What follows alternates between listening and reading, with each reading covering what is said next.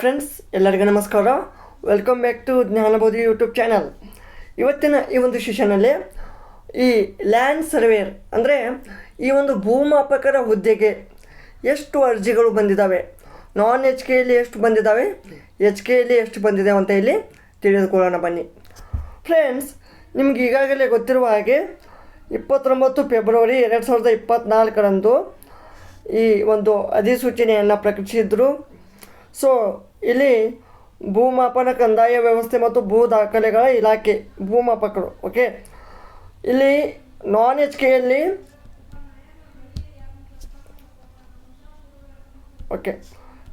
ನಾನ್ H ಕೆಯಲ್ಲಿ 264 ಇಷ್ಟೊಂದು ಹುದ್ದೆಗಳಿಗೆ ಅರ್ಜಿಯನ್ನು ಆಹ್ವಾನ ಮಾಡಲಾಗಿತ್ತು. ಆಮೇಲೆ ಎಚ್ ಕೆ ಅಂದರೆ ಈ ಎಚ್ ಕೆ ಅಂದ್ರೆ ಕೆ ಓಕೆ, ಕಲ್ಯಾಣ ಕರ್ನಾಟಕ, ಇಲ್ಲಿ ಟೋಟಲ್ 100.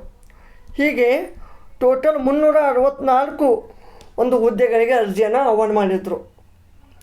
ಈಗ ತುಂಬ ಅಭ್ಯರ್ಥಿಗಳು ಕೇಳ್ತಾಯಿದ್ರು, ಸರ್ ಈ ಒಂದು ಲ್ಯಾಂಡ್ ಸರ್ವೇಯರ್ ಹುದ್ದೆಗೆ ಎಷ್ಟು ಅರ್ಜಿಗಳು ಸಲ್ಲಿಕೆಯಾಗಿವೆ, ಎಷ್ಟು ಫಾರ್ಮ್ಗಳನ್ನು ಸಬ್ಮಿಟ್ ಮಾಡಿದ್ದಾರೆ ಅಂತ. ಸೊ ಇದೀಗ ನಮಗೆ ಆಫಿಷಿಯಲ್ ಆಗಿ ಈ ಒಂದು ಡಿಟೇಲ್ ನಮಗೆ ಲಭ್ಯವಾಗಿದೆ. ಇಲ್ಲಿ ತಿಳಿಸ್ತೇನೆ ನೋಡಿ. ಇಲ್ಲಿ ನೀವು ನೋಡಿರುವ ಹಾಗೆ ಇದು ನಾನ್ ಎಚ್ ಕೆ. ಇಲ್ಲಿ ನಾನ್ ಎಚ್ ಕೆ ಎಷ್ಟು 264 ಹುದ್ದೆಗೆ 59,408. ಓಕೆ, ಇದು ನಾನ್ ಎಚ್ ಕೆ. ಇಷ್ಟು ನಾನ್ ಎಚ್ ಕೆ ಅಂದ್ರೇನು, ಈ ಆರ್ ಪಿ ಸಿ ವೃಂದದ ಈ 264 ಹುದ್ದೆಗಳಿಗೆ ಅಂದರೆ ಅಪ್ರಾಕ್ಸಿಮೇಟ್ಲಿ 60,000, ಈ 59,408 ಈ ಒಂದು ಅರ್ಜಿಗಳು ಸಲ್ಲಿಕೆಯಾಗಿವೆ. ಒಂದು ಕ್ಯಾಲ್ಕುಲೇಷನ್ ಪ್ರಕಾರ ನೋಡಿದ್ರೆ ಅರ್ಜಿಗಳು ತುಂಬ ಏನು ಬಂದಿಲ್ಲ. ಓಕೆ, ನಿಮಗೆ ಒಳ್ಳೆಯ ಚಾನ್ಸ್ ಇದೆ ಈ ಒಂದು ಎಕ್ಸಾಮನ್ನು ಕ್ರ್ಯಾಕ್ ಮಾಡಲಿಕ್ಕೆ. ಯಾಕೆಂದರೆ ಪ್ರತಿ ಎಕ್ಸಾಮ್ಗೆ ಅಟ್ಲೀಸ್ಟ್ ನಾನು ನೋಡಿರೋ ಪ್ರಕಾರ 1 ಲ್ಯಾಕು, 2 ಲ್ಯಾಕು, 3 ಲ್ಯಾಕು, 5 ಲ್ಯಾಕು ಹೀಗೆ ಒಂದು ಲಕ್ಷಗಳಲ್ಲಿ ಅರ್ಜಿಗಳು ಬರ್ತಾ ಇರ್ತವೆ. ನೀವು ಇಲ್ಲಿ ನೋಡಿ, ಒಂದು ಮತ್ತೆ ಡಿಟೇಲಾಗಿ ನೋಡಬೇಕಂದ್ರೆ ಇನ್ನೊಮ್ಮೆ ಹೇಳ್ತೀನಿ ನೋಡಿ. ಎಸ್, ಇಲ್ಲಿ ನೋಡಿ, ನಾನ್ ಎಚ್ ಕೆ ಎಷ್ಟು 59,408 ಎಷ್ಟು 264 ಹುದ್ದೆಗಳಿಗೆ. ಇಲ್ಲಿ ಎಚ್ ಕೆ ನೋಡಿ 17,862 ಅಂದರೆ ಇವು 100 ಹುದ್ದೆಗಳಿಗೆ. ಓಕೆ, ಟೋಟಲ್ ಎಷ್ಟಾಯ್ತು ಇಲ್ಲಿ 364 ಹುದ್ದೆಗಳು. ಇಲ್ಲಿ ಟೋಟಲ್ ಇದೆಷ್ಟು 10, 7, 12, 17, 7 ಅಂದರೆ 77,000 ನೋಡಿ, 77,270 ಇಷ್ಟು ಹುದ್ದೆಗಳಿಗೆ 364 ಹುದ್ದೆಗಳಿಗೆ ಇಷ್ಟು ಒಂದು ಅರ್ಜಿಗಳು ಸಲ್ಲಿಕೆಯಾಗಿವೆ. ಅಪ್ರಾಕ್ಸಿಮೇಟ್ಲಿ 77,000 ಅಂದರೆ ಇಲ್ಲಿ ನೀವು ಕ್ಯಾಲ್ಕುಲೇಷನ್ ಮಾಡಿದ್ರೆ ಒಂದು ಅಪ್ರಾಕ್ಸಿಮೇಟ್ಲಿ ಒಂದು 200 ಅಂದರೆ ಪ್ರತಿ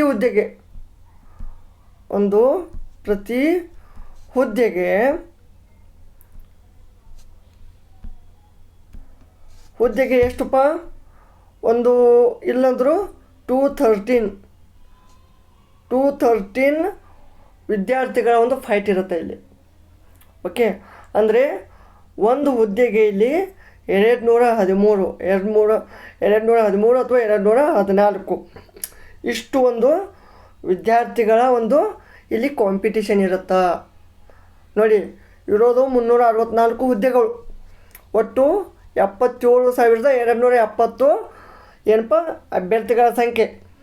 ಹಾಗೆ ನೋಡಿದ್ರೆ ಈಗ ನಾನು FDSD ತುಂಬ ನೋಡಿರ್ತೀನಿ. ಒಂದು FDSDಯಲ್ಲಿ ಭಾಳ ಅಂದರೆ ಒಂದು ಎಷ್ಟಪ್ಪ 400, 500 ಒಂದು ವೇಕೆನ್ಸಿ ಇರ್ತವೆ. ಅದರಲ್ಲಿ ಎಷ್ಟು 4 ಲಕ್ಷ, 5 ಲಕ್ಷ, 3 ಲಕ್ಷ ಇಷ್ಟು ಒಂದು ಅರ್ಜಿಗಳು ಬಂದಿರ್ತವೆ. ಬಟ್ ಇಲ್ಲಿ ಏನು ಅರ್ಜಿಗಳು ಕಡಿಮೆ ಬರಲಿಕ್ಕೆ ಕಾರಣ ಏನಪ್ಪ ಅಂದ್ರೆ, ಒಂದು 12th ಸೈನ್ಸ್ ಆಗಿರಬೇಕು. ಅದರಲ್ಲಿ 12th ಸ್ಟ್ಯಾಂಡರ್ಡಲ್ಲಿ ನೀವು 60% ಮ್ಯಾಥಮೆಟಿಕ್ಸಲ್ಲಿ 60% ಹೊಂದಿರಬೇಕು. ಆ ಒಂದು ಮೇನ್ ರೀಸನಿಂದ ಇಲ್ಲಿ ಕೆಲವೊಂದು ಅಭ್ಯರ್ಥಿಗಳು ಡಿಸ್ಕ್ವಾಲಿಫೈ ಇರ್ತಾರೆ. ಫಸ್ಟ್ ಸ್ಟೇಜಲ್ಲೇ ಫಿಲ್ಟರ್ ಆಗ್ತಾರೆ ಅವರು. ಆ 60% ಯಾರು ಕ್ವಾಲಿಫೈ ಆದಾರಲ್ಲ ಅವರು ಇಲ್ಲಿ ಅರ್ಜಿಗಳನ್ನು ಸಲ್ಲಿಕೆ ಮಾಡಿರ್ತಾರೆ. ಓಕೆ, ಸೊ ಇದು ಒಂದು ಒಳ್ಳೆಯ ಅವಕಾಶ ಇದೆ. ಯಾಕೆಂದರೆ ನಾನು ನೋಡಿರೋ ಪ್ರಕಾರ ಲಾಸ್ಟು 2016ನಲ್ಲೇ ಓಕೆ 2016ನಲ್ಲಿ ಏನು ಮಾಡಿದರು, ಈ ಒಂದು ಅರ್ಜಿಗಳನ್ನು ಕರೆದಿದ್ರು. ಅದಾದ ಮೇಲೆ ಓನ್ಲಿ ಬರೀ ಲೈಸೆನ್ಸ್ಡ್ ಸರ್ವೇರ್ ಈ ಒಂದು ಹುದ್ದೆಗಳನ್ನು ಕರೆದಿದ್ರು. ಓಕೆ, 1,000 2,000 ತುಂಬ ಕರೆದಿದ್ರು. ಓಕೆ, ಬಟ್ ಅದು ಏನು ಗೌರ್ಮೆಂಟ್ ಜಾಬ್ ಅಲ್ಲ. ಬಟ್ ಆಫ್ಟರ್ ಲಾಂಗ್ ಟೈಮ್ ಅಂದರೆ ಅಪ್ ಟು ಒಂದು 7 to 8 ಇಯರ್ಸ್ ಆದಮೇಲೆ ಈ 2024 ಈ ಒಂದು 364 ಇಷ್ಟು ಒಂದು ಹುದ್ದೆಗಳನ್ನು ಕರೆದಿದ್ದಾರೆ. ಸೊ ಇನ್ನು ಇದನ್ನು ಬಿಟ್ಟರೆ ಮತ್ತೆ ಯಾವಾಗ ಈ ಒಂದು ಹುದ್ದೆಗಳನ್ನು ಕರೀತಾರೆ ಅನ್ನೋದು ಡೌಟು. ಯಾಕೆಂದರೆ ಈಗ ಮತ್ತೊಂದು ನೇಮಕಾತಿ ನಡೆಯಲಿ ಇಲ್ಲಿ 7 to 8 ಇಯರ್ಸ್ ಹಿಡಿಯಿತು. ಓಕೆ, ಸೊ ಈಗ ಈ ಒಂದು ಏನು ಅರ್ಜಿಯನ್ನು ಕರೆದಿದ್ದಾರಲ್ಲ, ಸೊ ಈ ಒಂದು ಅವಕಾಶವನ್ನು ಮಿಸ್ ಮಾಡ್ಕೋಬೇಡಿ. ನಿಮ್ಮ ಸ್ಟಡಿಯನ್ನು ಚೆನ್ನಾಗಿ ಕಂಟಿನ್ಯೂ ಮಾಡಿ. ಓಕೆ, ಸೊ ಈಗ ಆಲ್ರೆಡಿ ಎಕ್ಸಾಮ್ಗಳು ಪೋಸ್ಟ್ಪೋನ್ ಆಗಿದ್ದಾವೆ. ಏನಪ್ಪ ಎಕ್ಸಾಮು ಯಾವಾಗ, ಜುಲೈಯ 7th ಮತ್ತು 21st ಒಂದು ಏನಪ್ಪ ತಾತ್ಕಾಲಿಕ ದಿನಾಂಕವನ್ನು ಕೊಟ್ಟಿದ್ದರು. ಓಕೆ, ಆ ತಾತ್ಕಾಲಿಕ ದಿನಾಂಕದಂದು ಎಕ್ಸಾಮ ನಡೆಸಲಿಕ್ಕೆ ಆಗಲಿಲ್ಲ. ಓಕೆ, ಸೊ ಈಗ ಆಲ್ರೆಡಿ KPSCಯಿಂದ ಒಂದು ಅಪ್ಡೇಟ್ ಕೂಡ ಇದೆ ನಮಗೆ. ಸೊ ಇದು ಪೋಸ್ಟ್ಪೋನ್ ಮಾಡಿ ಈಗ ಆಲ್ರೆಡಿ ಪೋಸ್ಟ್ಪೋನ್ ಆಗಿದೆ. ಇನ್ನೇನು ಕೆಲವು ದಿನಗಳಲ್ಲಿ ಈ ಒಂದು ಲೈಸೆನ್ಸ್ ಸರ್ವೇರ್ದು ಪರಿಷ್ಕೃತ ವೇಳಾಪಟ್ಟಿಯನ್ನು ಬಿಡುಗಡೆ ಮಾಡುವರಿದ್ದಾರೆ.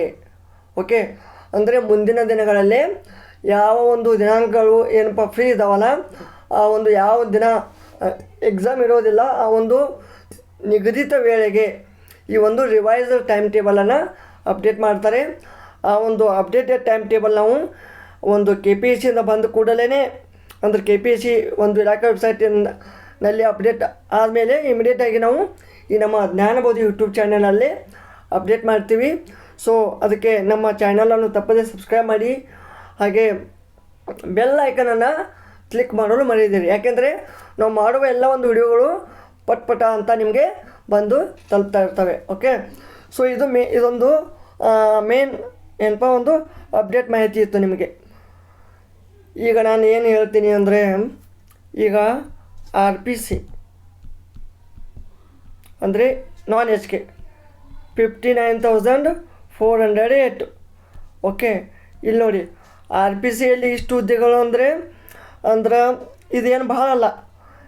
ಓಕೆ, ನೋಡಿರಿ ಇದು 100ಕ್ಕೆ 17,000 ಅಂತೆ. 100 ಹುದ್ದೆಗೆ 17,862 ಅರ್ಜಿಗಳು. ಈ ಒಂದು ಡಿಜಿಟ್ಸ್ ನೋಡಿದ್ರೆ ತುಂಬ ಒಂದು ಅಪ್ಲಿಕೇಶನ್ ಏನು ಅನಿಸಲ್ಲ. ಮತ್ತು ಇದನ್ನು ಹೇಳ್ತೀನಿ ನಿಮಗೆ, HK 17,862. ಓಕೆ, ಎಷ್ಟಾಯ್ತು ಇದು 17,270 ಸಮಥಿಂಗ್ ಇದೆ, ಹೌದಲ್ಲ. ಸೊ ಇದರಲ್ಲಿ 77,000 ಎಲ್ಲರೂ ಸ್ಟಡಿ ಮಾಡೋರು ಇರೋದಿಲ್ಲ. ಕೆಲವೊಬ್ಬರು ಸುಮ್ಮನೆ ನಾನು ಎಲಿಜಿಬಲ್ ಇದ್ದೀನಿ, ಓಕೆ, ಐ ಥಿಂಕ್ ಮಿನಿಮಮ್ ಒಂದು 10 to 15,000 ಅಭ್ಯರ್ಥಿಗಳು ಸುಮ್ಮನೆ ಅರ್ಜಿ ಅಪ್ಲೈ ಮಾಡಿರ್ತಾರೆ. ಓಕೆ, ಎಷ್ಟು ಉಳಿತು? 60,000 ತನಕ ಉಳಿತು, 60,000. ಓಕೆ, ಆಮೇಲೆ ಕೆಲವೊಂದು ಅಭ್ಯರ್ಥಿಗಳು ಒಂದು ಎಕ್ಸಾಮ್ಗೆ ಅಪೇರ್ ಆಗೋದಿಲ್ಲ, ಒಂದು ಚೆನ್ನಾಗಿ ಸ್ಟಡಿ ಆಗಿರಲಿಲ್ಲ ಅಂದರೆ ಈಗೇನು ಮಾಡ್ತಾರೆ, ಪ್ರಿಪ್ರೇಷನ್ ಸ್ಟಾರ್ಟ್ ಮಾಡಿರ್ತಾರೆ. ಇಲ್ಲಪ್ಪ ನಂದು ಎಕ್ಸಾಮು ಪ್ರಿಪ್ರೇಷನ್ ಚೆನ್ನಾಗಿಲ್ಲ, ನಾನು ಎಕ್ಸಾಮ್ ಅಟೆಂಡ್ ಮಾಡೋದಿಲ್ಲ, ಈ ಥರನೂ ಇರುತ್ತೆ.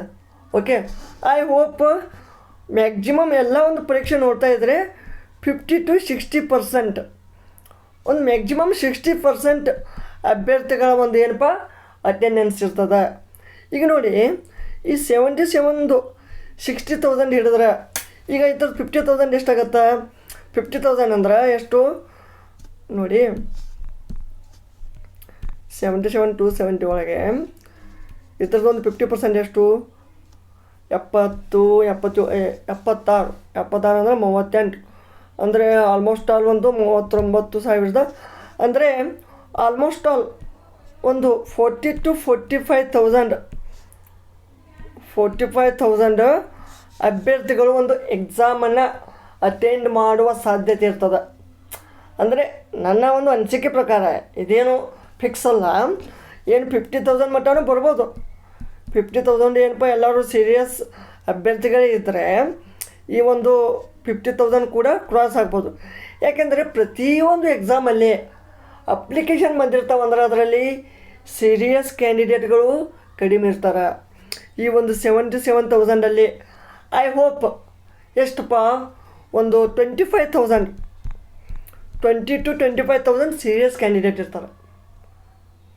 ಸೀರಿಯಸ್ ಓಕೆ 25,000 ತುಂಬ ಆಯಿತು, ಆದರೆ ಒಂದು 20 to 25,000 ಸೀರಿಯಸ್ ಇರ್ತಾರೆ. ಅದರಲ್ಲಿ ಉಳಿದದ್ದು ಸುಮ್ಮನೆ ಎಕ್ಸಾಮ್ ಅಟೆಂಡ್ ಮಾಡ್ತಾರೆ, ಇಲ್ಲ ಲೆಕ್ಕಿಲ್ಲೇ ಒಂದು ಎಕ್ಸಾಮ್ ನಮ್ಮದು ಪಾಸ್ ಆದರೆ ಆಗ್ತದೆ, ಇಲ್ಲಾದರೆ ಇಲ್ಲ, ಈ ಥರ ಒಂದು ಎಕ್ಸಾಮನ್ನು ಅಟೆಂಡ್ ಮಾಡ್ತಾ ಇರ್ತಾರೆ.